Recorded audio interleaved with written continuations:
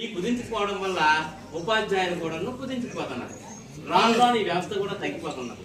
ఇప్పుడు ఉన్నటువంటి విద్యార్థులు అందరూ కూడా విద్యను నేర్చుకోవడానికి వీటన్నింటినీ కూడా ఉపాధ్యాయుడికి అవకాశం ఇచ్చి మేము నేర్చుకుంటాము అనే విధంగా ఉండాలని నేను మనస్ఫూర్తిగా కోరుకుంటున్నాను.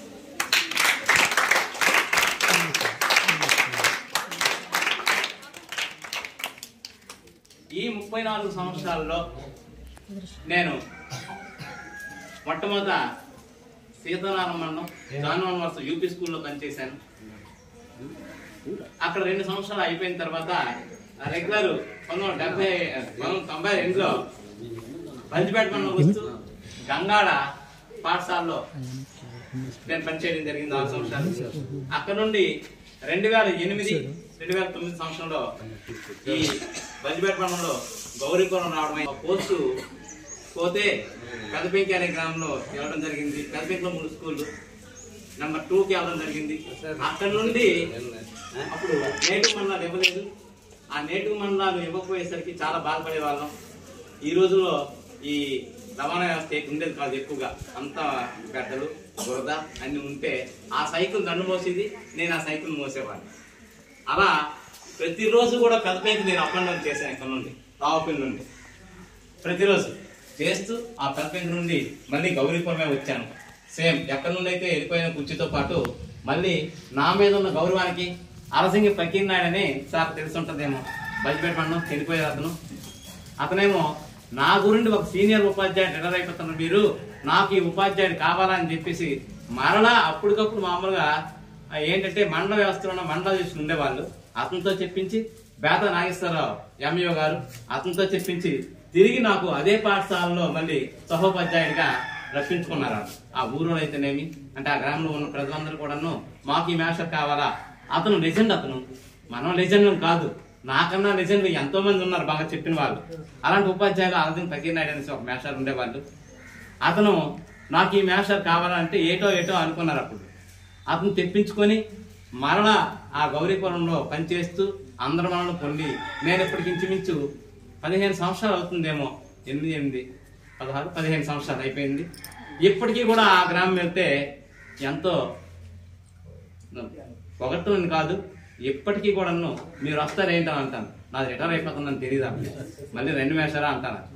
అయితే అది గొప్పలు అనేం కాదు, రాపులో ఉన్న ఊర్లో ఎవరు కూడా పనిచేయడం చాలా కష్టం.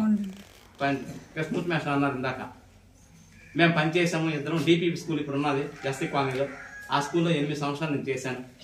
చేసి ఒక్కడం అయినప్పటికీ కూడా రికార్డుని అప్పటికి ఇవ్వకుండా 1, 2, 3 క్లాసులు ఇస్తూ 4, 5, 1 నేను చెప్పుకుంటూ రికార్డ్ మెయింటైన్ చేసుకుంటూ ఆ ఉన్న ఊర్లో టైం పంచివాటి టయాన్ని పాటిస్తూ అది ప్రభుత్వం ఏ విధంగా నిర్ణయించి ఆ విధంగా చేసుకుంటూ పోతూ ఉన్న ఊర్లో కూడా పేరు తెచ్చుకుంటూ ఆ తర్వాత పచ్చిపిల్లి గ్రామం ఇది కూడా నైబర్ విలేజ్ కాబట్టి బాగా అందరికీ తెలుసు కాబట్టి ఒకేసారి ధనంజయ మేషారు, నేను, నరసింహ మేషారు, కృష్ణ మేషారు మేము అందరం కూడా ఒకేసారి వచ్చాము.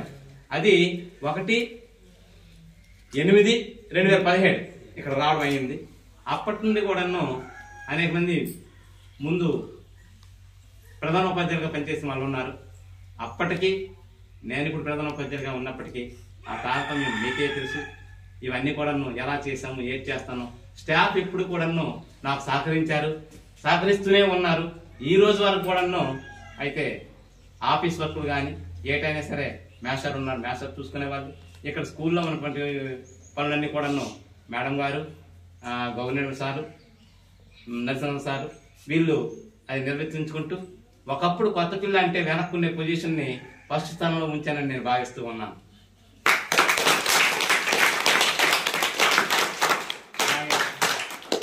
ఇంకొక విషయం, ఈ టైంలో సమయం అత్యధికమైపోతుంది. మాట్లాడాలంటే ఎన్నో, మైక్ ఇస్తే మైకాసుడు అనేవాళ్ళు నన్ను. ఎంతైనా ఎంతైనా టాపిక్ అంటూ చిన్నది హింట్స్ రాసుకుంటే ఇంకా చెప్పగలము. కానీ పిల్లలకి కూడా మరి మధ్యాహ్నం ఇది అవుతుంది, సార్ కూడా ఇంకా ఎక్కడికి వెళ్ళాలేమో అది. కానీ ఈ టైంలో ఎమోషనల్ కింద ఫీల్ అయ్యాను. ఇప్పుడు మళ్ళీ మామూలు స్థితికి వచ్చేసాను నేను. ఎందుకంటే ఎంఈఓ గారు వస్తూ ఒక్క మాట అన్నారు అప్పుడు ఫస్ట్లోనే, ఉపాధ్యాయుని కోల్పోతున్నాం, కానీ కోల్పోయిన అవసరం ఉన్నది అని చెప్పారు. అంటే ప్రభుత్వం నుండి అంత ఒత్తిడిలు ఉన్నాయి ఈ రోజుల్లో. నిజంగా నేనేం చేశానంటే, అది రాంగో ఏమో నాకు తెలియదు, కానీ సార్ అప్పటికి రాలేదేమో, నాశరమేశ్వరం ఉన్నారేమో. స్టంట్ అయినా 5వ రోజుకి వచ్చి నేను సంతకం పెట్టాను. 5వ రోజుకి నేను ఇక్కడికి వచ్చి, నేను డాక్టర్ చెప్పలేదు, నాకు స్టంట్ చేసిన డాక్టర్ మరెవరో కాదు, నా కొడుకే. డాక్టర్ శివదయ పరిశ్రమేశ్వర కొడుకు అంటే మా అన్నయ్య కొడుకు, నా కొడుకే స్టంట్ చేశాడు.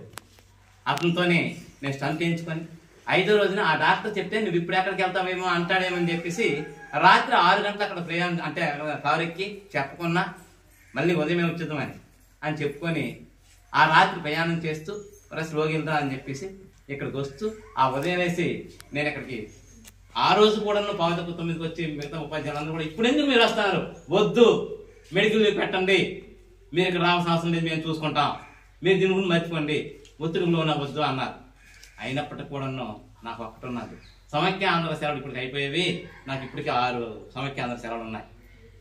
ఆ 6 కూడా నేను వాడడం వల్ల ముందు సమైక్య ఆంధ్ర సెలవులు 17 ఉండొచ్చు. ఆ లీవులు దేనికి?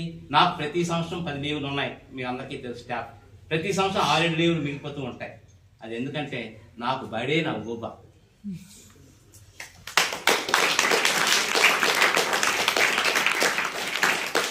ఎక్కడికి కూడా ఏమీ కూడా ఒక చుట్టాలకానికి కానీ బంధాలకానికి కానీ ఎక్కడికి వెళ్ళాలంటే నా కుటుంబ సభ్యులనే నేను పంపడం, అలాగే నా సహధర్మచారిని నాకు ఎన్ని సంవత్సరాలు కూడాను అతను పాలసీ, అది అతని క్యారేజ్, అతని సెట్, అతను incoming voice call from B Pariswara Rausa Eng. అతను పందా అది ఎక్కడ రారు, మేము వెళ్ళిపోవడమే కదా. incoming voice call from B Pariswara Rausa. దానికి ఆమె క్యారేజ్ పెట్టేయడం, నేను వెళ్ళిపోరాడం.